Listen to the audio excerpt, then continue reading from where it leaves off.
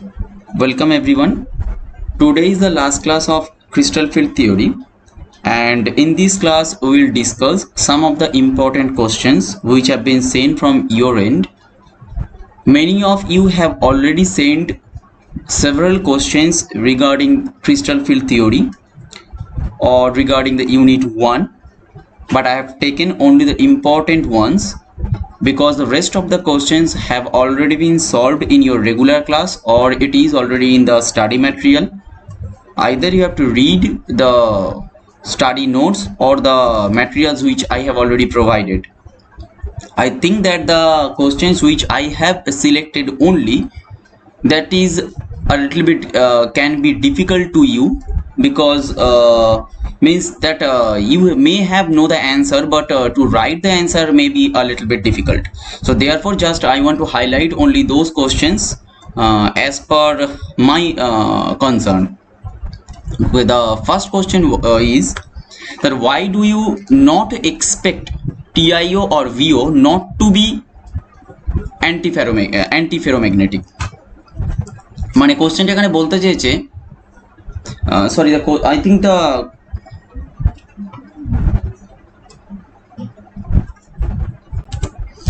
Sorry এখানে কোশ্চেনটা একটুখানি ভুল হয়েছে, এটা সরি, এখানে কোশ্চেনটা হবে actually just two B antiferromagnetic.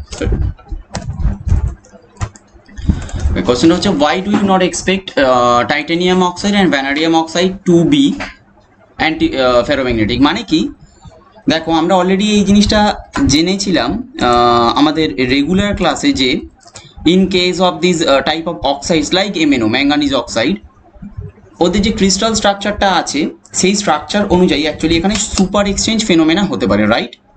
আমরা যেটা জেনেছিলাম যে এখানে অ্যাকচুয়ালি সুপার এক্সচেঞ্জ ফেনোমেনা হতে পারে, যেটা আছে সেটা হচ্ছে সুপার এক্সচেঞ্জ। এই সুপার এক্সচেঞ্জ ফেনোমেনাটার মাধ্যমে আমাদের কি হচ্ছিল, যে টোটাল ম্যাঙ্গানিজে যদি আমরা দেখি তাহলে ম্যাঙ্গানিজে আমার আনপেয়ার্ড ইলেকট্রন আছে আর এই ম্যাঙ্গানিজেও আমার আনপেয়ার্ড ইলেকট্রন আছে। ফর এক্সাম্পল আমরা কি বলেছিলাম যে ম্যাঙ্গানিজ মানে কি, ম্যাঙ্গানিজ মানে হচ্ছে এইটা, তাহলে আমার ম্যাঙ্গানিজ যদি আমার এখানে 2 হয় তার মানে আমার টোটাল নাম্বার অফ ইলেকট্রনস কটা আসছে, যদি Mn2+ হয় তাহলে আমার টোটাল নাম্বার অফ ইলেকট্রনস কটা আসবে, ম্যাঙ্গানিজ হচ্ছে আমার 25, তাহলে দুটো গেলে 23, তাহলে আমার থাকছে টোটাল 5টা, রাইট? টোটাল 5টা ইলেকট্রন।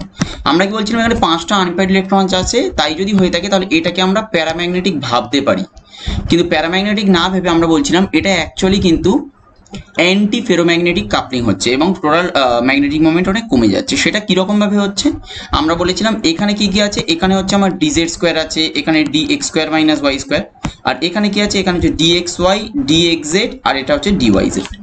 এটা বলেছিলাম যে এখানে এক ধরনের সুপার এক্সচেঞ্জ ফেনোমেনা হচ্ছে। সেই সুপার এক্সচেঞ্জ ফেনোমেনাটা হতে পারে either through the formation of this type of sigma bond or it can be through a formation of a type of pi bond।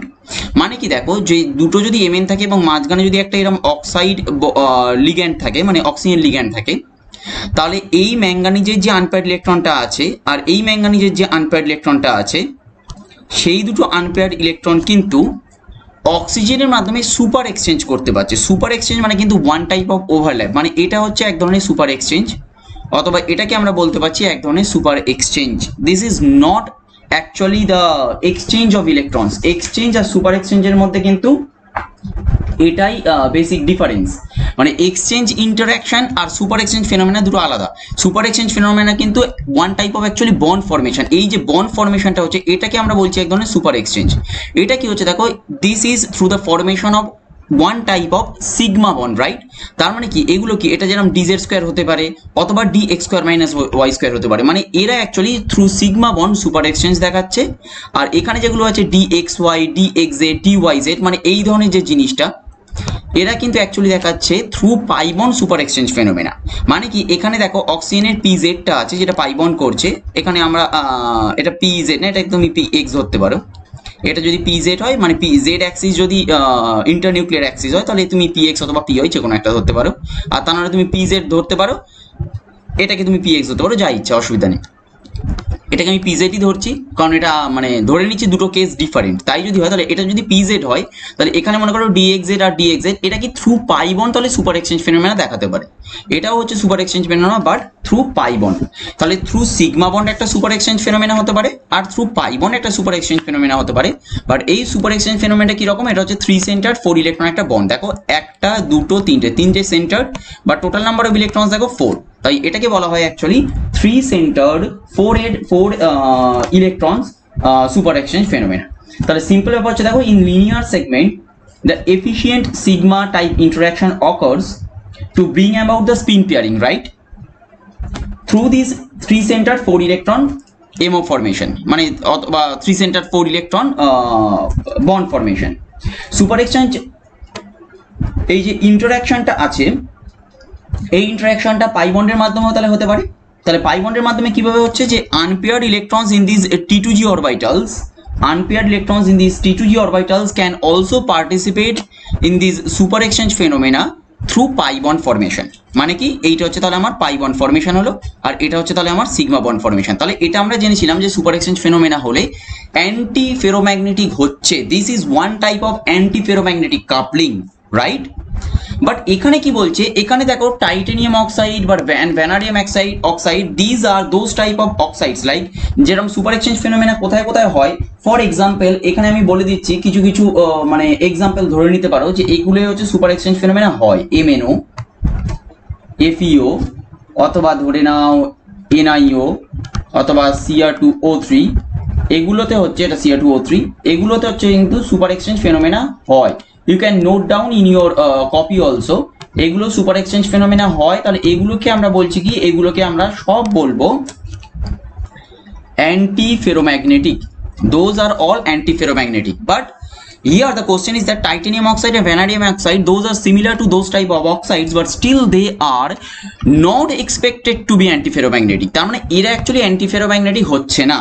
তাহলে এরা যদি অ্যান্টি ফেরোম্যাগনেটিক না হয় তাহলে কি আমরা এটা আশা করতে পারি যে নিঃসন্দেহে তার মানে এই দুটোর মধ্যে সুপার এক্সচেঞ্জ এটা হচ্ছে না, রাইট। এটাকে আমরা তাহলে ভাবতে পারি। তাহলে সুপার এক্সচেঞ্জ হচ্ছে না মানে কি, কোনো ধরনের সিগমা বন্ড অথবা অ্যাডিশনাল পাই বন্ড ফরমেশন এটা পসিবল হচ্ছে না। এটা কি করে সম্ভব, বিকজ এটাও অক্সাইড অথবা ম্যাঙ্গানিজ আয়রন, এগুলো সব অক্সাইড। এটা পসিবল কেন, সিম্পল জিনিস দেখো, when the unpaired electrons, মানে এখানে তো আনপেয়ার্ড ইলেকট্রনস আছে অথবা এখানে আনপেয়ার্ড ইলেকট্রনস আছে, তাহলে when the unpaired electrons of different magnetic centers come within the overlap distance, মানে একটা নির্দিষ্ট ওভারল্যাপ ডিসটেন্স যদি তাদের মধ্যে থাকে, it leads to spin pairing, তখন এই স্পিনের পেয়ারটা হতে পারে। that is antiferromagnetic interaction is possible. But if the unpaired electrons are widely separated, as in the case of titanium and vanadium oxide, then no mutual interaction is possible. Okay, in a ferromagnetic substance the unpaired electrons are placed at such distances that no overlapping or covalent interaction is possible, but spin exchange interaction among the parallel spin is possible. This exchange interaction energy stabilizes the parallel alignment of the spins. মানে overall আমি যেটা বলতে চাইছি সেটা হলো, দেখো যে এই দুটো ম্যাঙ্গানিজ সেন্টার ধরো অথবা যে দুটো মেটাল সেন্টার ধরো, এই যে দুটো মেটাল সেন্টার আছে, এদের মধ্যে ধরে নাও এরকম যে জিনিসটা, এদের মধ্যে আমরা যদি ধরে নিই যে কোনো একটা সুপার এক্সচেঞ্জ ফেনোমেনা হবে, তার মানে কি, তার মানে হচ্ছে এরা নির্দিষ্ট একটা ওভারল্যাপ ডিস্টেন্সের মধ্যে থাকা উচিত। কিন্তু মনে করো যদি একটা নির্দিষ্ট ওভারল্যাপ ডিস্টেন্সের থেকে বেশি হয়ে যায় তাহলে কিন্তু সুপার এক্সচেঞ্জ ফেনোমেনাটা আর হবে না। ওকে, তাহলে কিন্তু আর সুপার এক্সচেঞ্জ ফেনোমেনাটা হবে না, সেখানে নর্মাল এক্সচেঞ্জ হবে। নর্মাল এক্সচেঞ্জ মানে কি, নর্মাল এক্সচেঞ্জ মানে কিন্তু এই ইলেকট্রনটা এখানে গেল, এটা এখানে, এবং এটা এখানে, এটা এখানে, যেটা হচ্ছে নর্মাল এক্সচেঞ্জ অফ ইলেকট্রনস বলি। তাতে কি হচ্ছে, প্যারালাল স্পিনের স্টেবিলিটি হচ্ছে। বাট তার মানে কিন্তু এটা নয়, এটা সুপার এক্সচেঞ্জ হচ্ছে। সুপার এক্সচেঞ্জ মানে কি, সুপার এক্সচেঞ্জ হচ্ছে one type of additional bond formation. মানে এটা একটা বলতে পারো সুপার এক্সচেঞ্জ ফেনোমেনা, আর এটা একটা বলতে পারো সুপার এক্সচেঞ্জ ফেনোমেনা। তাই এই সুপার এক্সচেঞ্জ ফেনোমেনাটা হওয়ার জন্য the basic requirement is that the two different magnetic centres should come within the overlapping distance, তার মানে এরা দুজনে একটা ওভারল্যাপিং ডিস্টেন্সের মধ্যে থাকা উচিত, তার থেকে যদি সেটা বেড়ে যায় তাহলে কিন্তু সুপার এক্সচেঞ্জ ফেনোমেনা হবে না। যদি সুপার এক্সচেঞ্জ ফেনোমেনা না হয় তার মানে আমি সেটাকে বলবো এখন অ্যান্টি ফেরোম্যাগনেটিক, তাহলে সেটা হচ্ছে না। এবার প্রশ্ন হচ্ছে, আমরা অ্যান্সারটা বলে দিলাম, তার মানে এখানে ওভারল্যাপিং ডিস্টেন্সের মতো নেই, যে টাইটেনিয়াম আর অক্সিজেনের মধ্যে ঠিক ওভারল্যাপিং ডিস্টেন্স নেই, তাই এখানে সুপার এক্সচেঞ্জ ফেনোমেনা হচ্ছে না। But why they are not in this overlapping distance, এটা তো আমায় জানতে হবে যে টাইটেনিয়াম আর অক্সিজেনের মধ্যে তার মানে নিঃসন্দেহে বন্ড লেন্থটা তুলনামূলকভাবে বেশি দেন তার মানে ম্যাঙ্গানিজ অক্সিজেন অথবা আয়রন অক্সিজেন, এটা নিশ্চয়ই, কারণ এদের মধ্যে সুপার এক্সচেঞ্জ হচ্ছে মানে নিঃসন্দেহে এটা তার মানে ওভারল্যাপিং ডিস্টেন্সের মধ্যে রয়েছে, আর টাইটেনিয়াম অক্সিজেনের মধ্যে হচ্ছে না, তার মানে এরা নিঃসন্দেহে ওভারল্যাপিং ডিস্টেন্সের মধ্যে নেই। সেটা কেন? কারণ দেখো অ্যাকচুয়ালি টাইটেনিয়ামের মধ্যে আমরা কি বলবো, less number of D electrons, right? Less number of D electrons মানে আমাদের কি বলবো, তার মানে less Z star or Z effective. তাহলে লেস জেড স্টার আর যদি লেস জেড এফেক্টিভ হয় তাহলে আমরা বলবো less overlapping interaction, less overlapping interaction, hence less overlapping bond overlapping distances লিখে দাও, less overlapping মোর ওভারল্যাপিং ডিস্টেন্সেস। ওকে, আচ্ছা যদি আমি আরেকবার ভালো করে বলে দিচ্ছি, তাহলে এটা বলছি যে মনে করো যে এটা তার মানে এখানে যদি সুপার এক্সচেঞ্জ ফেনোমেনা না হয়ে থাকে তার মানে নিঃসন্দেহে এটা তাহলে ওভারল্যাপিং ডিস্টেন্সের আন্ডারে নেই, অথবা ওভারল্যাপিং ডিস্টেন্সের মতো নয় এদের মধ্যে বন্ড ডিস্টেন্সটা। সেটা কেন? কারণ দেখো এখানে ম্যাঙ্গানিজ অক্সাইড অথবা আয়রন অক্সাইড এটা তার মানে নিঃসন্দেহে ওভারল্যাপিং ডিস্টেন্সে আছে, তাই সুপার এক্সচেঞ্জ হচ্ছে, বাট এটা তার মানে ওভারল্যাপিং ডিস্টেন্সে নেই। কেন? কারণ টাইটেনিয়াম অক্সাইড অথবা ভ্যানাডিয়াম অক্সাইড দুটোর ক্ষেত্রেই যদি বলো তাহলে এদের ক্ষেত্রে আমরা বলবো less number of D electrons, তাই যদি হয় তাহলে আমরা বলবো লেস জেড স্টার, তাই হবে তো, কারণ মোর নাম্বার অফ যদি ডি ইলেকট্রনস হয় then the shielding power will be less and hence the z star will be increased, but here as the number of d electrons is less hence the z star will be less, as the z star will be less then definitely less polarizing power or less overlapping interaction, less overlapping যদি interaction হয় তাহলে আমরা বলতে পারি সেখানে হচ্ছে more overlapping distance, যদি more overlapping distance হয় that will not tend to undergo the super exchange phenomena, but definitely the exchange of electrons is possible. The exchange of electrons is possible means the exchange of electrons to the parallel spins, but super exchange phenomena means that through a covalent bond formation or through a pi bond formation the magnetic moment would be decreased, like it would be an anti-ferromagnetic interaction, but it would be only possible when the different magnetic centers would come close to each other within a overlapping bond distance, but that is also related with the z star value or with the number of d electrons. If the number of d electrons is increased, like in the case of chromium, like is the case of manganese, like in the case of iron, where number of d electrons is quite large, then definitely the z star value would be increased and hence the polarizing power or the overlapping interaction would be increased, the overlapping distance would be decreased, which will tend to undergo the super exchange phenomena and form a antiferromagnetic coupling. But here as in the case of titanium and vanadium the number of d electrons is quite less, hence the z star value would be less, hence polarizing power or covalent interaction would be less, and therefore the overlapping distance would be large. That will not tend to do such type of super exchange phenomena. But definitely normal exchange of parallel spins, normal exchange with the parallel spin of electrons is possible, but a super exchange phenomena is not possible. Therefore titanium oxide and vanadium oxide is not expected to be antiferromagnetic.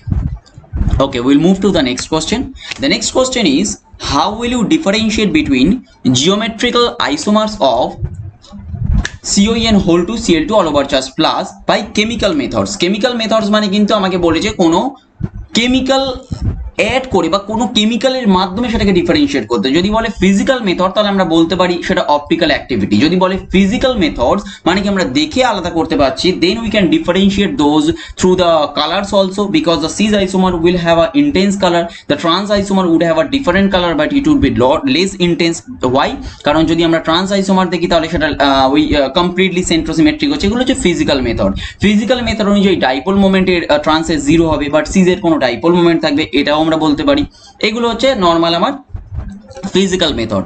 But যেহেতু আমার chemical method বলেছে, মানে কোনো chemical রিয়েজেন্টের সাথে আমার reaction দেখাতে বলেছে, এটা সিম্পল জিনিস। এইটা আমরা অ্যাকচুয়ালি বলতে পারি একটা গ্রিন বার্গস মেথড আছে, একটা গ্রিন বার্গস মেথড আছে, সেই মেথডের মাধ্যমে এই দুটোকে আমরা একটা আইডেন্টিফিকেশন করতে পারি। ফর মানে কি, মানে হচ্ছে যদি আমরা সিজ আইসোমার দেখি তাহলে এটা হচ্ছে আমার সিজ আইসোমার, রাইট? এটা ethylene diamine and 2 chlorine, right? And I think that it would be a trans isomer, right? এটা হচ্ছে তোমার chlorine, এটা chlorine, these are, sorry, this is ethylene diamine and this is ethylene diamine, okay? All over charge plus and this is all over charge plus. Okay, now I will show two reactions, okay? One is through the oxalic acid like COOH whole 2, and another one is through the reaction with glycine, that is NH2 CH2 COOH. Now this is the trans isomer, okay? So long ring formation is not possible. So, therefore when COOH whole 2 or like the oxalic acid or glycine would be reacted, then definitely it would form a non-chelated complex. Non-chelated complex means like in this way, that CO ethylene diamine. So here would be 1 unit of oxalic acid, and also here would be 1 unit of oxalic acid, like in the in this case also, okay? And one thing is that when this would come, so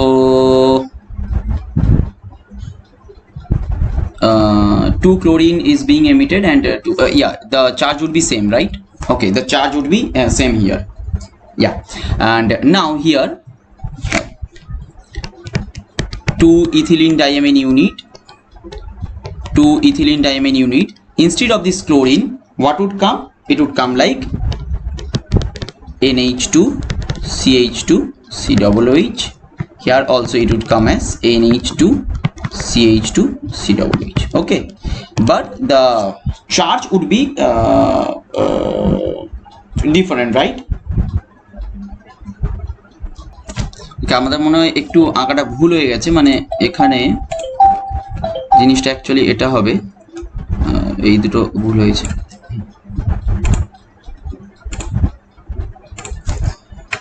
So here it would come as that COOH NH2, right? আর এখানে কি আসবে তাহলে?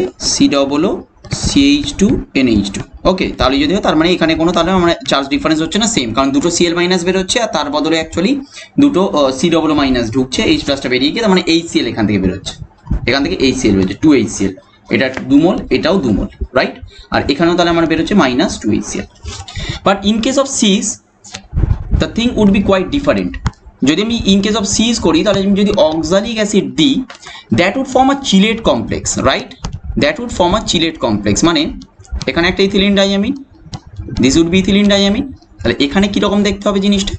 যদি আমার COOH থাকে তাহলে জিনিসটা এরকম দেখতে হবে, দেখো, O single bond C double bond single bond, overall charge would be same, right? It would be plus. আর এটার ক্ষেত্রে কি হবে, আর একটা, মানে যদি আমি for example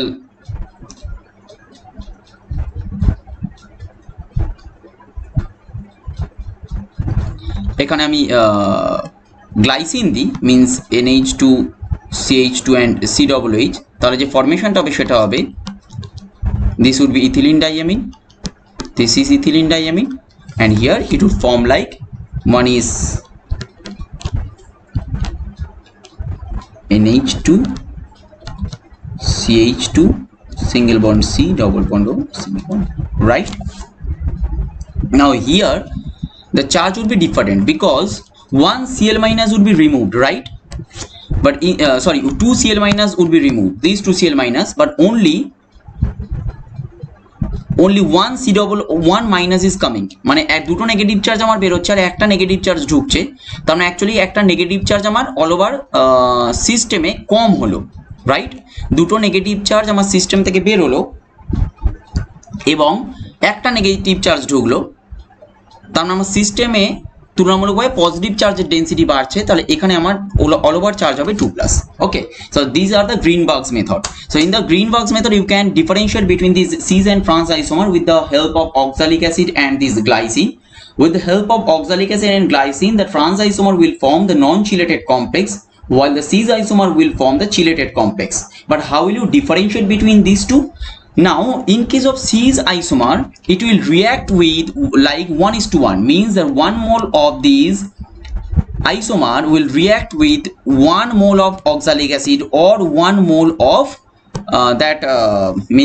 glycine. Okay, but in case of trans isomer, it will react with 2 moles of oxalic acid or it will react with 2 moles of glycine. Okay, but in case of Cis isomer, it will react with only 1 mole and it will form a chelate complex, whether in case of trans isomer it will react with the 2 moles of oxalic acid or 2 moles of glycine, and definitely it will form a non-chelated complex.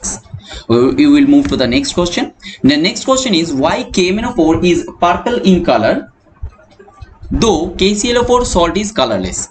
দেখো এই কোশ্চেনের answer করার জন্য আমরা এই in general এমোটাকে এনেছি, যে in general এমোটা actually আমি তোমাদের এতে বলেছিলাম যে কোনো যদি কোশ্চেন পড়ে তাহলে তোমরা এই ইন জেনারেল এমোটাকেই তোমরা আঁকতে পারো।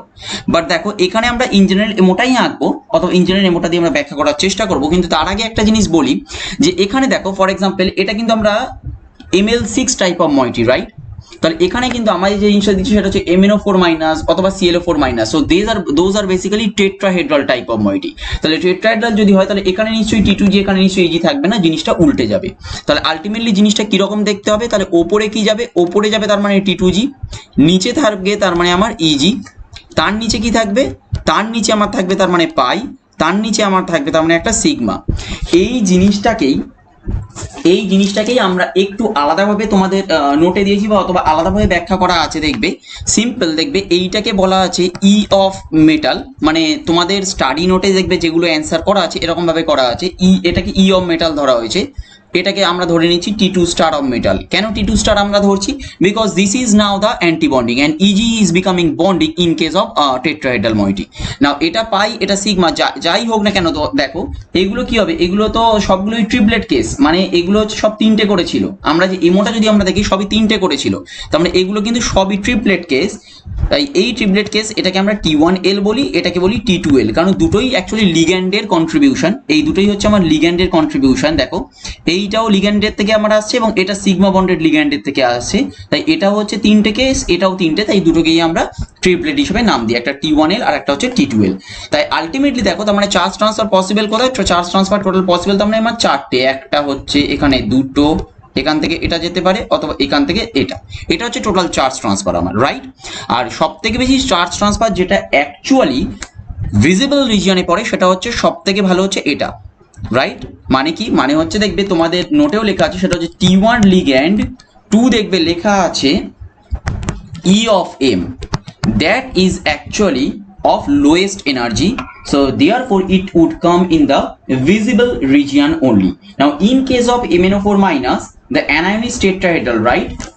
Now as the anion is tetrahedral, so here these type of LMCT is possible, that is ligand to metal charge transfer is possible, but there 4 transitions are possible definitely, but among those 4 transitions, these transition that is pi to Eg or T1 to L is actually having the lowest energy or the lowest frequency, and hence it is falls in the visible region. Now as here it is mentioned as the purple color, so now you have to justify why it is purple color, right? Okay, so as it is purple color, you can say that it is actually comes under the, or it actually falls in the visible yellow green region, and therefore the color appears to be violet. আচ্ছা, এবার আমরা বলি আমরা actually তাহলে এটাকে purple colour কিভাবে বলছি, আমরা ওই জিনিসটার জন্য আমরা দেখো আমরা একটা কালার হুইল এঁকে নিচ্ছি, কারণ যেহেতু আমায় পার্পল বলেছে therefore you have to definitely justify the purple color of this KMnO4 minus. We have already mentioned why this is actually colored. This is actually colored due to this charge transfer spectra.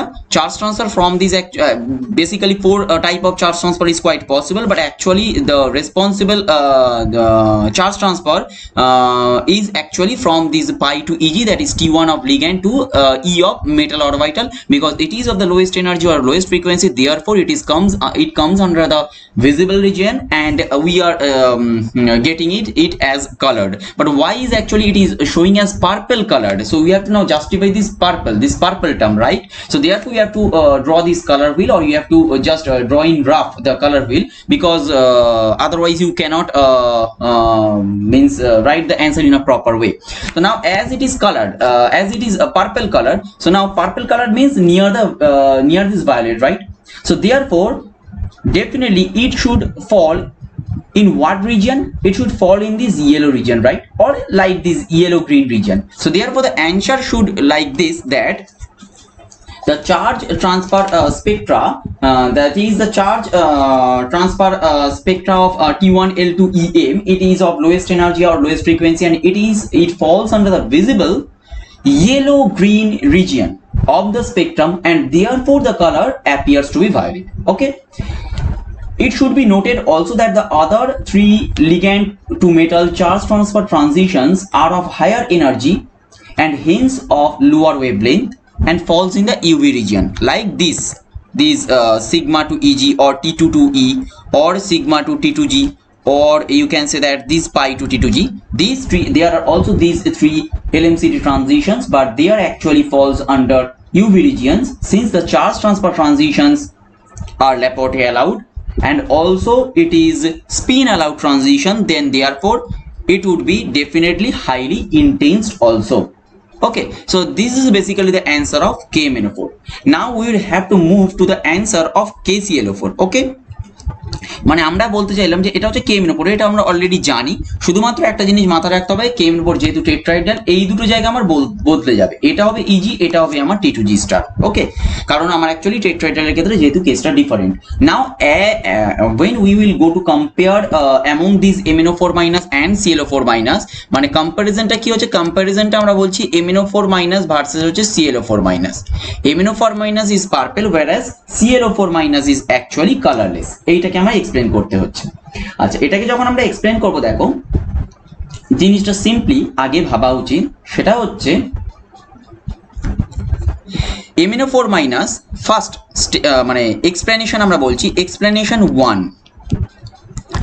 MnO4 মাইনাসের হচ্ছে oxidation state, that is Mn+7, whereas ক্লোরিনের ক্ষেত্রে oxidation কি state কি হচ্ছে Chlorine+7, right?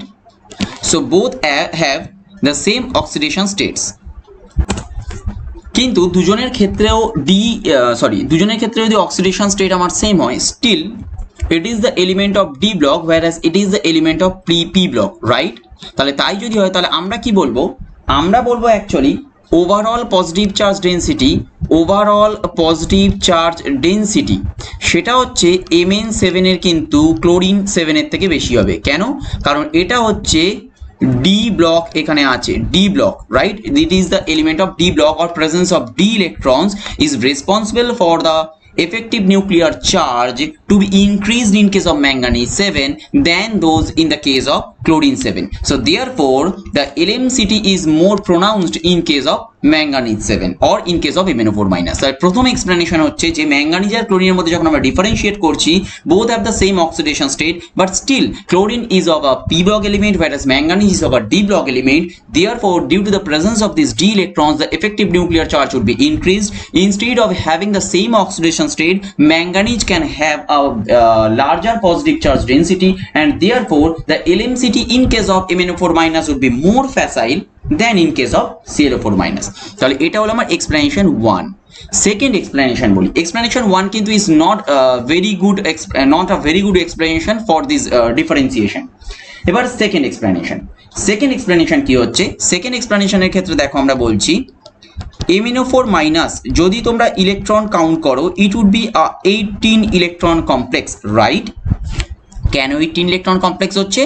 Manganese is having actually 7 electrons, right? Then for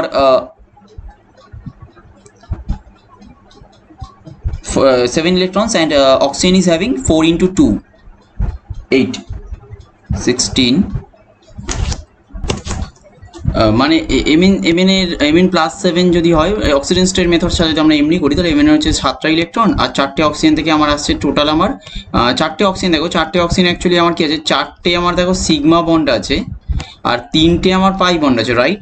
তাহলে আমার total এখান থেকে কত আসবে, 4টে সিগমা বন্ডের জন্য আমি 7 + 4 করব আর 3টে পাই বন্ডের জন্য তাহলে অ্যাডিশনাল আছে, তাহলে সেখানে আমার 6 করলাম আর প্লাস হচ্ছে আমার একটা নেগেটিভ চার্জ, তাহলে আমার এখানে 7 4 11 6 17 18 ইলেকট্রন কমপ্লেক্স। ওকে, সেই একই রকমভাবে আমরা যদি বলি তাহলে ClO4 মাইনাস হচ্ছে অ্যাকচুয়ালি একটা 10 ইলেকট্রন সিস্টেম, মানে MnO4 minus when MnO4 minus 18 electron system and ClO4 minus is a 10 electron system. And again another thing is that, 1 minute, chlorine is a p block element whereas manganese is a d block element. So in presence of the crystal field the splitting of this manganese is quite possible and it is becomes more stabilized due to the additional gain in CFSE, whereas it is the p block elements, so the splitting is actually not possible here for the d block or for the d orbital, right?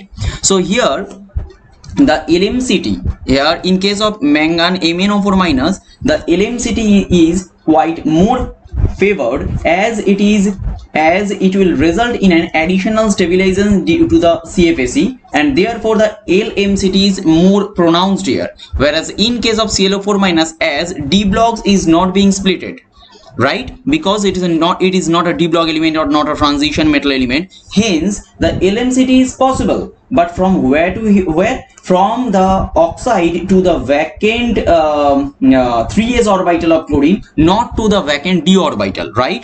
The electron will jump from the oxide to the vacant 3s orbital of chlorine, as it is not a d block element, it is a p block element, and after the +7 oxidation state the s electron will be vanished and hence the s orbital will capture the electron. So here the LMCT is possible from oxide to, or from this to this, that is from pi to this sorry, not this to this, from T1 I think T1L to E of M, right?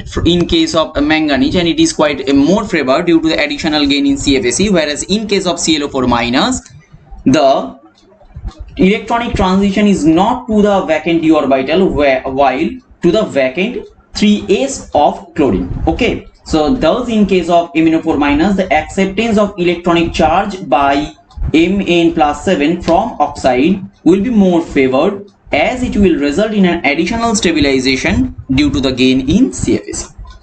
Thus the LMCT in MnO4 minus is much favored due to the requirement of less amount of energy, right? Due to the requirement of less amount of energy, and in fact this transition falls in the visible region, and therefore we are getting the contemporary color, and therefore it is actually colored and it is showing as purple due to that color wheel. সেই color wheel এর মাধ্যমে আমরা purple color কেন সেটা বলতে পারি।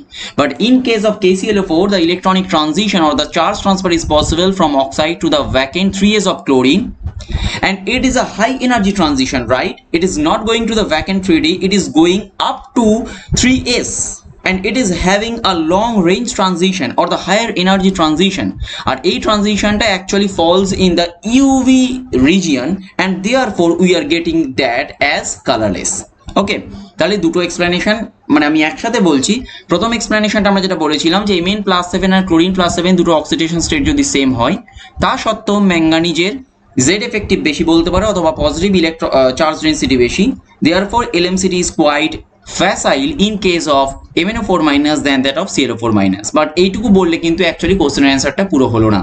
Next যেটা বলতে হবে আমায় সেটা হচ্ছে MnO4 minus actually 18 electron complex and ClO4 minus actually a 10 electron complex, therefore in case of MnO4 minus the LMCT is quite more favored because as it is a d block element, the d block will be splitted, it will gain the CFSE value. So therefore the LMCT is quite more favored due to the additional this CFSE value. But in case of Cl4 minus, actually the electron is not jumping from oxide to the vacant 3d of chlorine. As it is a p block element or as it is a 10 electron system, the electron will jump from oxide to the vacant 3s of chlorine. So therefore in case of MnO4 minus, the charge transfer actually is having a less energy transition, so therefore it comes under the visible region and we are getting the complex as colored. Whereas in case of ClO4 minus, it is actually a high energy transition and it falls in the UV region and therefore it is actually less facile also, and as it is falls under the UV region, it is becoming the colorless, or you can say is it as a white complex also. So we are now moving to the next question. The next question is that what do you mean by thermodynamic and kinetic stability of a complex? দেখো, যখন thermodynamic আর kinetic stability বলতে হয়, thermodynamic stability বলতে গেলে হচ্ছে simple যে আদৌ এই কমপ্লেক্সটা স্টেবল কি স্টেবল নয়, আদৌ ওই কমপ্লেক্সটা রিঅ্যাকশনে অংশগ্রহণ করবে কি করবে না, অথবা কোনো রিঅ্যাকশনের ক্ষেত্রে যদি বলতে হয় যে প্রোডাক্ট অথবা রিঅ্যাকট্যান্টটা স্টেবল, তাহলে আমরা সেটাকে ডেল জির মাধ্যমেও বলতে পারি, মানে রিঅ্যাকশনটা ফরওয়ার্ডে যাবে না ব্যাকওয়ার্ডে যাবে, আদৌ রিঅ্যাকশনটা যাবে কিনা, এটা হচ্ছে তার thermodynamic stability. But kinetic stability is quite different. Kinetic stability কিন্তু অ্যাকচুয়ালি যে জিনিসটা বলছে সেটা হচ্ছে ওই কাইনেটিক্যালি স্টেবল মানে হচ্ছে রিঅ্যাকশনটা যাবে কিন্তু খুব ধীরে যাবে, আর কাইনেটিক্যালি আনস্টেবল মানে কি রিঅ্যাকশনটা অনেক ফাস্ট যাচ্ছে, মানে রিঅ্যাকশনটা কিন্তু যাচ্ছে বাট যদি খুব ধীরে যায় সেটাকে আমরা বলছি তাহলে কাইনেটিক্যালি স্টেবল, আর যদি রিঅ্যাকশনটা খুব আস্তে যায় মানে তাহলে সেটা হচ্ছে কাইনেটিক্যালি আনস্টেবল। সরি, যদি খুব দ্রুত যায় তাহলে সেটাকে আমরা বলবো যে kinetically unstable.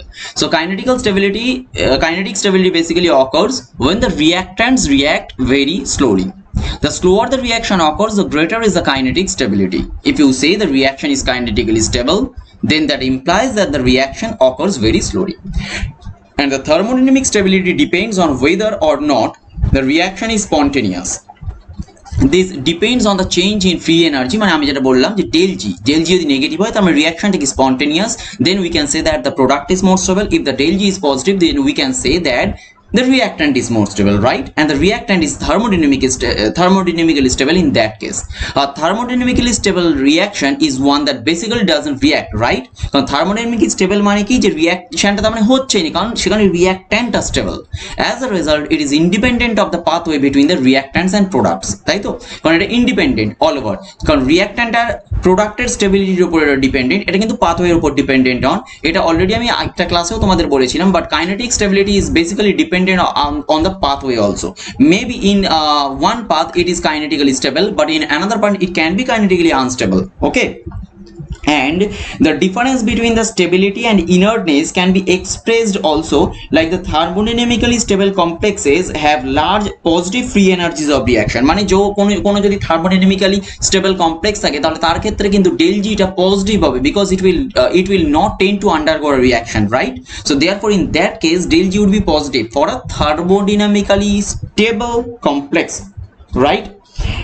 And for the inert complexes means that when the complexes will be kinetically stable, for that type of complexes merely have large positive free energies of activation, not the free energies. Okay, মানে আমরা কি বলছি যে মনে করো del G যদি positive হয় তার মানে আমরা বললাম অ্যাকচুয়ালি সে থার্মোডাইনামিক্যালি স্টেবল সেই কমপ্লেক্সটা, তার মানে হচ্ছে অ্যাকচুয়ালি রিঅ্যাকশনে সে যেতে চাইছে না। del G যদি নেগেটিভ হয় তার মানে আমরা বললাম সে থার্মোডাইনামিক্যালি আনস্টেবল, অ্যাকচুয়ালি তার মানে কি প্রোডাক্টটা স্টেবল হচ্ছে, তাহলে এই হচ্ছে থার্মোডাইনামিক্যালি আনস্টেবল স্টেট হলো। এবার আমরা বলছি কাইনেটিক স্টেবিলিটিকে আমরা তাহলে এই রকম প্যারামিটারের মাধ্যমে কি বুঝবো, সেটা আমরা বলছি অ্যাক্টিভেশন এনার্জি দিয়ে, এটাকে আমরা বুঝবো অ্যাক্টিভেশন এনার্জি দিয়ে। মানে কি কাইনেটিক্যালি স্টেবল মানে কি এই রিঅ্যাকশনটা খুব আস্তে যাবে, আর একটা হতে পারে কাইনেটিক্যালি আনস্টেবল মানে একটা রিঅ্যাকশন হচ্ছে সে খুব দ্রুত যাবে, তার মানে আসতে যাবে মানে সে খুব তাড়াতাড়ি যাবে, মানে কি অ্যাক্টিভেশন এনার্জিটা তার মানে কম। তার মানে del G হ্যাশ এটা যদি আমার তুলনামূলকভাবে অনেক কম হয় তাহলে সেটাকে আমি কি বলছি, সেটাকে আমি বলছি অ্যাকচুয়ালি তার মানে সে কাইনেটিক্যালি আনস্টেবল, কারণ অ্যাক্টিভেশন এনার্জি কম মানে সে তুলনামূলক রিয়াকশনটা তাড়াতাড়ি মানে দ্রুত যেতে পারবে, মানে ফাস্ট রিয়াকশনটায় যেতে পারবে। বাট যদি এখানে অ্যাক্টিভেশন এনার্জিটা আমার বেশি থাকে মানে ডেল জি হ্যাশ অ্যাক্টিভেশন এনার্জি যদি আমার বেশি থাকে, সেক্ষেত্রে আমরা তাহলে বলতে পারি যে এটা হচ্ছে তার মানে কাইনেটিক্যালি স্টেবল। কেন kinetically stable? In that case the reaction will not tend to go faster, actually the reactants react then in that case actually very slowly or really slowly the reaction will be happened. So now the basic difference between this thermodynamical stability and kinetic stability can also be incorporated like this also, like this equation also, like means that you can separate these two terms as per this equation, like the del G and the del G has. One is the Gibbs free energy change and another one is the activation energy. Now the Gibbs free energy correlated with the thermodynamic stability. If the complex is thermodynamically more stable, then its del G would be positive. If it is less stable, then its del G would be negative. If the del G is negative, then you can say that the product is actually stable, not the reactant. Okay, now if one reactant is actually kinetically stable, then you can say that its del G has like the activation energy would be very high, that it will not tend to go for a reaction very fast, it will react very slowly.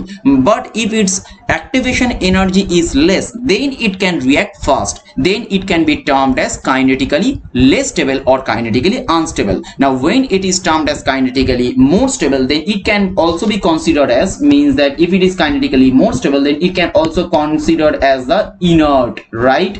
And if it is kinetically less stable, it is kinetically less stable, then or it can also be considered as the labile also. Okay, so now our next question is that iron to bipyridine complexes, for iron to bipyridine complexes K3 is very greater than K1 is greater than K2. Now in general the order is K1 greater than K2 greater than K3 for the several factors, মানে এখানে steric factor আছে, এখানে কুলম্বিক factor আছে, এখানে charge factor আছে, এই যে ফ্যাক্টরগুলো আছে সব ফ্যাক্টরগুলো নিয়ে আমরা জানি যে K1 greater than K2 greater than K3 এটা ইন জেনারেল টার্ম হয়। তাহলে এখানে দেখো K1 greater than K2 এটা কিন্তু ইন জেনারেল এসছে। Now the basic difference is between the K3 with the K1 and K2। এই রিয়াকশন এই পুরো এটাও আমি অলরেডি আগে একবার বলেছিলাম, মানে এর অ্যান্সারটা আমি আগে একবার ডিসকাস করেছিলাম। এই অ্যান্সারটা ডিসকাস করার জন্য আমাদের যেটা দরকার ছিল সেটা আমরা বলেছিলাম যে আয়রন টুটা অ্যাকচুয়ালি আয়রন টু মানে আমার কটা ইলেকট্রন আছে, আয়রন টু মানে অ্যাকচুয়ালি আমার D6, রাইট? এটা হচ্ছে কারণ আয়রন মানে 26, তাহলে আয়রন টু মানে হচ্ছে D6, এটা হচ্ছে D6। তাহলে এবার দেখো যে তিনটে তো টোটাল যদি আমার তিনটে স্টেপ হয়, আমরা বলেছিলাম টোটাল আমার তিনটে স্টেপ হয়, মানে K1 K2 K3। প্রথম হচ্ছে কি FeOH2 whole 6 all over charge 2+, when it is reacted with the first bipyridine, then it will happen like 2 H2O molecules will be removed from the sphere and one bipyridine moiety will come into the sphere. The charge will be same. So this is actually K1. So now again one bipyridine moiety is reacting and the complex will be FeH2O whole 2 bipyridine whole 2 all over charge 2+. And for the K3, like again this will be K2. Now for the K3 again one bipyridine will react and the complex will be Fe bipyridine whole 3 all over charge 2+. Now এর মধ্যে যেটা basic জিনিসটা দরকার সেটা হচ্ছে দেখো FeH2 whole 6 2+, when the bipyridine is actually coming, then যেটা change হচ্ছে সেটা হলো H2 is a weak field ligand, right? Whereas bipyridine is a strong field ligand. এইটা হচ্ছে আমার চেঞ্জ হলো, মানে কি H2O is try to make the complex as the high spin one, whereas bipyridine is trying to make the complex as a low spin one. দেখো এইটুকু বুঝতে পারলেই হবে, কারণ H2 হচ্ছে উইক ফিল্ড লিগ্যান্ড, তাহলে H2O চাইছে ওকে হাই স্পিন কমপ্লেক্স তৈরি করতে, whereas bipyridine being the strong field complex will try to make it as a low spin one. এবার দেখো যখন প্রথম ক্ষেত্রে প্রথমে যখন আমার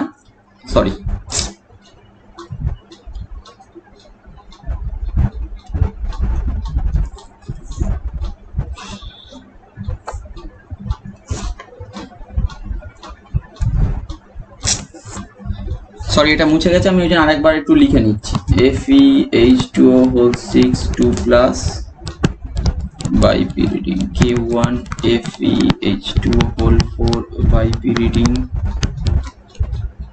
2 plus by pyridine K2 FeH2O whole 2 by pyridine whole 2 all over charge 2 plus, and last step by pyridine sorry K3 FeH2O sorry Fe by pyridine whole 3 all over just 2.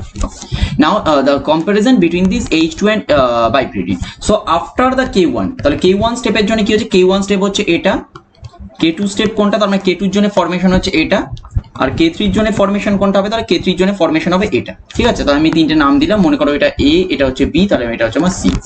তাহলে A complex যদি বলি, A complex will be high spin or low spin because it is the basic comparison or basic fight between H2 and bipyridine।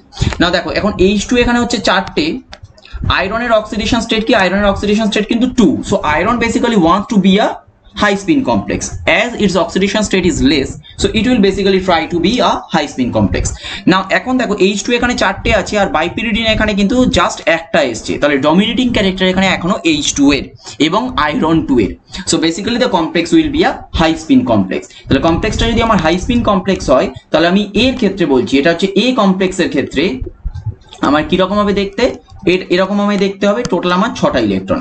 তাহলে এর CFAC কত আসছে, এর CFAC হচ্ছে 1 2 3 4, তাহলে চারটের জন্য আসবে 4 গুণ 4 16 মাইনাস হচ্ছে আমার 12, তাহলে মাইনাস 4dq, রাইট, এটা আসবে যত সম্ভব। দেখো 1 2 3 4, তাহলে চারটের জন্য আসছে আমার 4 4 16 16, আর দুটোর জন্য হচ্ছে আমার 6 দুগুণে 12, তাহলে minus 4dq, dq minus 4dq octahedral. Okay, আচ্ছা এবার দেখো আমি যদি বি বলি, তাহলে বি কমপ্লেক্সটার ক্ষেত্রে কি হচ্ছে, বি কমপ্লেক্স বলতে itself the iron is in the +2 oxidation state, it will basically try to be in a high spin complex, but here the number of H2O ligands are 2 and the bipyridine ligands are 2. now the number of ligands are being same, but still the iron is having the +2 oxidation state, so overall it will be again the high spin complex, মানে H2 আর bipyridine number সমান হয়ে গেছে, দুজনের মধ্যে যদি equal পাওয়ার থাকে, ultimately দেখো আয়রনের অক্সিডেশন স্টেট যেহেতু +2, তাহলে আমরা বলবো এখনো এ কিন্তু হাই স্পিন কমপ্লেক্স ফর্ম করতে চাইবে, আর হাই স্পিন কমপ্লেক্স যদি ফর্ম করে তাহলে এগেইন মাইনাস 4dq আমার হবে, আর এটা যেহেতু আমার টোটাল আমার CFSE value same, so therefore it basically giving the normal order K1 greater than K2, যেটা হচ্ছে নর্মাল কুলম্বিক ইন্টারঅ্যাকশন অথবা ফর এক্সাম্পল স্টেরিক হিন্ড্রেন্স, এখান থেকে যেটা আমরা নর্মাল অর্ডার পাই সেটা হচ্ছে K1 greater than K2, but K3 টা আবার কেন বেশি হচ্ছে, কারণ K3 এর দেখো K3 স্টেপে ফর্ম হচ্ছে C টা, K3 এর ক্ষেত্রে ফর্ম হচ্ছে C। Now here not a single H2 ligand is present, all of the H2O ligands are being replaced by the bipyridine ligand. Now bipyridine is the strong field ligand, as the bipyridine is the strong field ligand, whereas iron 2 actually basically try to be in the high spin complex, but due to the presence of bipyridine or the bipyridine is actually dominating over the high iron 2 to make the complex is the as a low spin। ওকে, কারণ এখানে কোনো আর H2O নেই, তাহলে এখানে আর কোনো প্রশ্নই পড়ছে না H2 আর bipyridine মধ্যে বিরোধের, bipyridine এখানে শুধুমাত্র আছে একটা স্ট্রং ফিল্ড কমপ্লেক্স হিসাবে, আয়রন 2 থাকলেও অ্যাকচুয়ালি bipyridine এর টোটাল ডমিনেটিং পাওয়ারের জন্য এতটাই স্প্লিটিং বাড়ছে যে আলটিমেটলি জিনিসটা কোথায় গিয়ে দাঁড়াচ্ছে, আলটিমেটলি জিনিসটা দাঁড়াচ্ছে গিয়ে একটা লো স্পিন কমপ্লেক্সে। তাহলে লো স্পিন কমপ্লেক্সে যদি হয় তাহলে সেক্ষেত্রে আমরা সিএফএসি কত পাবো, সেক্ষেত্রে পাবো টোটাল 6টা ইলেকট্রন নিচে থাকলে আমরা পাবো মাইনাস 24dq অক্টাহেড্রাল, প্লাস কিন্তু আমি দুটো পেয়ারিং এনার্জি পাচ্ছি, instead means in spite of having this pairing energy, but the CFSE value or the crystal field stabilizing energy value is being increased a lot, means from minus 4dq to minus 24dq, right? Minus 24dq means the additional gain in the stabilization energy is almost 20dq. For what case? For the C case। তাহলে দেখো actually C এর তার মানে stability actually অনেকাংশে বেশি হয়ে গেল, as the stability of C has been increased a lot due to this having additional CFSE value, so therefore the K3 would be very greater than K1 greater than K2. Okay, I think so far so good. You have already understood this answer. So this answer is basically that K1 is greater than K2. It is the in general order, but why the K3 is becoming so much higher? Actually the in general for the in general order K3 should be the lowest, but in this case K3 is being the highest. This is basically due to this additional gain in CFSE, as the last complex is being the low spin, as the last complex being changed from high spin to low spin due to this presence of bipyridine, that is a strong field ligand. So due to this additional gain in the CFSE value, the complex is becoming highly stable. So therefore the value of K3 would be increased a lot, and even very greater than K1 and K2. So now our next question is, out of the cobalt 2 and chromium 3, one is highly prone to form octahedral but the other to form tetrahedral complex. এইটা আমরা already আগে discuss করেছি। ডিফারেন্সটা দেখো, basic difference or basic comparison between octahedral and tetrahedral যখন আসছে, তাহলে আমরা এখানে কি করব, আমরা এখানে করব OSAC, means that octahedral site stabilization energy. We will calculate octahedral site stabilization energy of cobalt 2, and again we will calculate octahedral site stabilization energy for chromium 3. এই দুটো আমরা অ্যাকচুয়ালি ক্যালকুলেট করব। octahedral site stabilization energy যখন cobalt 2 calculate করব, তখন আমরা কি করব, tetrahedral minus octahedral ক্যালকুলেট করব, and in this case also for chromium 3 ও tetrahedral minus octahedral ক্যালকুলেট করব। দেখো প্রশ্নে যেহেতু বলেছে out of the two cobalt 2 and chromium 3, one is highly prone to form octahedral, তাহলে tetrahedral minus octahedral যখন আমরা করছি, তাহলে আমরা অ্যানসার গুলো কিসে পাবো, অ্যানসার গুলো আমরা পজিটিভ কোয়ান্টিটিতে, কারণ যেহেতু আমরা কখনো বলি সব সময়ের জন্য actually complex in octahedral is more stable than tetrahedral, এটা definitely it is for the ultimate truth, but here the tetrahedral means highly prone to form tetrahedral, তাহলে tetrahedral minus octahedral এর ভ্যালু যেখানে বেশি আসবে, tetrahedral minus octahedral মানে OSAC, octahedral site stabilization energy, তার মানে কি octahedral সে কতটা বেশি স্টেবল, তাহলে octahedral site stabilization energy এর ভ্যালু যার বেশি আসবে, তাহলে সে কিনা octahedral ফর্ম করবে, যার octahedral site stabilization energy এর ভ্যালু কম আসবে, তাহলে সে কি করবে, tetrahedral ফর্ম করবে। Then we can just explain this answer by calculating the octahedral site stabilization energy of cobalt 2 and chromium 3 as the usual procedure. In these in between these cases, when the octahedral site stabilization energy would be higher among these cases, in that case you can say the octahedral form would be more stable, whereas in that case where octahedral site stabilization energy would be less, hence the complex would be preferred to be a tetrahedral one. Okay, যেখানে octahedral site stabilization energyটা বেশি হবে, সেক্ষেত্রে octahedral complex বেশি পরিমাণে form হবে, যেখানে octahedral site stabilization energy কম হবে, সেখানে tetrahedral complex বেশি পরিমাণে ফর্ম হবে। পরের কোশ্চেন হচ্ছে, দেখো CrH2O6 3+ and CrO4 2- এর মধ্যে কম্পারিজন। দেখো এখানে দুটো জিনিস চেয়েছে, characterize the origins of the transitions and explain the relative intensities. যে জিনিসগুলো এখানে ফলো করতে হবে সেটা শুধু আমি তোমাদের একটু বলি। এই অ্যান্সারটা অলরেডি আমি আগের ক্লাসেও তোমাদের বলেছি, এই ক্লাসেও জাস্ট একবার বলছি, সেটা হচ্ছে CrO4 2- এর সাথে যখন এটা করছো, তাহলে এটার মধ্যে যে বেসিক জিনিসটা হচ্ছে সেটা হচ্ছে DD ইলেকট্রন ট্রান্সফার, এটার সাথে যে ডিফারেন্সটা হচ্ছে জিনিসটা হচ্ছে সেটা হচ্ছে LMCT, that is ligand to metal charge transfer. তাহলে এই দুটো তুমি বললে। এবার যে ডিডি ইলেকট্রন চার্জ ট্রান্সফার হচ্ছে সেটা ল্যাপটে অ্যালাউড কি ফরবিডেন বলছো, স্পিন অ্যালাউড কি ফরবিডেন সেটা বলছো। এখানে তুমি বলতে পারবে এটা হচ্ছে ল্যাপটে forbidden, but it can be very less allowed due to this vibronic coupling. But here in case of CrO4 2-, as this is a ligand to metal charge transfer transition, it will be a Laporte allowed transition and it will be a spin allowed transition. Why Laporte allowed? Because the transition is basically from the ligand to metal, like from the p to d orbital, as the like from the Gerade to Ungerade or Ungerade to Gerade. Therefore it will be completely Laporte allowed, and we know that for the Laporte allowed case the epsilon value is quite higher. As the epsilon value is quite higher, so in case of this LMCT the relative intensity would be more. দেখো আমরা একটা পার্টের answer বললাম, তাহলে যখন LMCT হচ্ছে সেটা যেহেতু Laporte and spin allowed, বা DD ইলেকট্রন ট্রান্সফারের ক্ষেত্রে এটা Laporte allowed নয়, সামান্য হতে পারে ভাইব্রনিক কাপলিং এর জন্য। স্পিন অ্যালাউড কি অ্যালাউড হচ্ছে না তোমরা দেখাচ্ছ, বাট এখানে যেহেতু এটা Laporte allowed তাই অ্যাকচুয়ালি এর রিলেটিভ ইন্টেন্সিটি বেশি, এটা এক নম্বর। সেকেন্ড, অরিজিন অফ ট্রানজিশন, যখন অরিজিন অফ ট্রানজিশন বলছো তাহলে তুমি এখানে বলছো এটা ligand to metal charge transfer, এবং তুমি বলতে পারো লিগ্যান্ড টু মেটাল চার্জ ট্রান্সফারটা কোথা থেকে কোথায় হচ্ছে, যেটা আমি তোমাদের নোটে লিখে দিয়েছি। আর এটা তুমি বলছো ডিডি ইলেকট্রন ট্রান্সফার, মানে কোথা থেকে কোথায় হচ্ছে সেটা তুমি দেখাচ্ছ। তাহলে এটাই হলো আমার অরিজিন অফ ট্রানজিশনস। তাহলে আমরা দেখো কি কি জিনিস বললাম, টোটাল দুটো পার্ট বললাম। আর কি কোনো পার্ট আছে এই কোশ্চেনটায়? আর একটা পার্ট আছে। আর একটা পার্ট কোথায় আছে যেটা বলেছে, একটা হচ্ছে পেল ব্লু গ্রিন আর একটা হচ্ছে ইন্টেন্স ইয়েলো। এই পেল আর ইন্টেন্স এটা আমরা অলরেডি ডিসকাস করেছি, we have already discuss this. Why it is intense? Because of the LMCT, as it is in case of LMCT it is Laporte allowed, it is quite more intense than in case of this CrH12 plus, because here the transition is actually DD electron transfer, and as it is a complete centrosymmetric, it is Laporte forbidden transition। তাই ল্যাপটে ফরবিডেনের জন্য এটা পেল হচ্ছে। এবার হচ্ছে এটাকে দেখাতে হবে ব্লু গ্রিন, এটা ইয়েলো। এটা আমি কিভাবে বলবো? এটা আমরা বলবো তাহলে কালার হুইল থেকে। তাহলে কালার হুইল থেকে যখন আমরা বলবো, আমরা কি বলেছিলাম, ভিপজিওরকে আমরা উল্টোভাবে আঁকবো উইথাউট ইন্ডিগো, তাহলে VBGYOR, এটা তোমরা রাফে আঁকতে পারো। এবার এটা বলছে কি, এটা বলছে আমাকে ব্লু গ্রিন। ব্লু গ্রিন মানে কি? এই রকম রিজিয়ন। তাহলে আমরা কি বলবো যে এর ক্ষেত্রে যে ডিডি ইলেকট্রন ট্রান্সফারটা হচ্ছে, it falls under the orange red region, therefore we are getting the color in the blue green region, whereas in case of CrO2 minus, the LMCT, that is the ligand to metal charge transfer transition, falls in the violet region, therefore we are getting the color as yellow। এইটুকু তাহলে আমায় বলতে হবে। তাহলে দেখো এই question actually তিনটে part মানে কি, দেখো অরিজিন অফ ট্রানজিশন চেয়েছে, এটা আমায় বলতে হচ্ছে।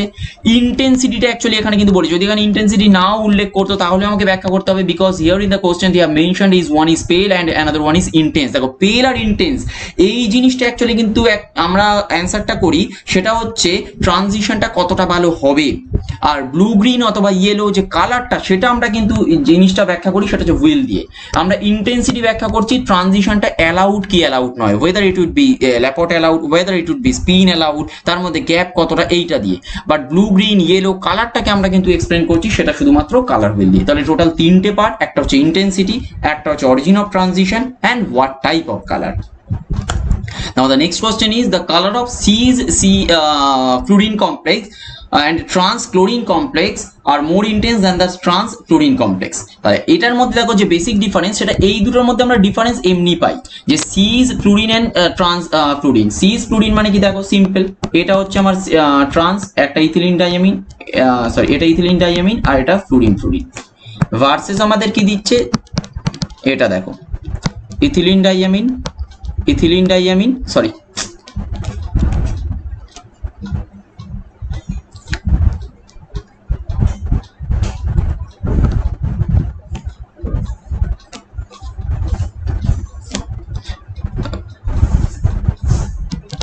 ইথিলিন ডাইয়ামিন, এটা হচ্ছে ইথিলিন ডাইয়ামিন, তাহলে এটা হচ্ছে আমার ফ্লুরিন, এটা হচ্ছে ফ্লুরিন। তাহলে দেখো এর ক্ষেত্রে আমরা কি বলতে পারছি, এর ক্ষেত্রে যে জিনিসগুলো সেটা আমি কি বলেছি, অ্যাকচুয়ালি কোশ্চেন হচ্ছে ইন্টেন্সিটি। তাহলে ইন্টেন্সিটি যখন কোশ্চেন আসছে, তার মানে অ্যাকচুয়ালি আমার whether the transition would be allowed or not, তাহলে এইটা অ্যাকচুয়ালি জানতে চেয়েছে। তাহলে এটা দেখো, এটা অ্যাকচুয়ালি আমি বলতে পারি এটা অ্যাকচুয়ালি কমপ্লিটলি সেন্ট্রোসিমেট্রিক, বাট এটা কিন্তু সেন্ট্রোসিমেট্রিক নয়, because this is a cis, as it is a C, so therefore the center of symmetry is not there, or the center of symmetry has been lost. As the center of symmetry lost, therefore it would be comparatively more Laporte allowed than this case, as it will be completely Laporte forbidden. I am not asking for the spin allowed or spin forbidden. You have to show whether the transition would be spin allowed or spin forbidden. You can show, but the main purpose is whether it is actually Laporte allowed or Laporte forbidden.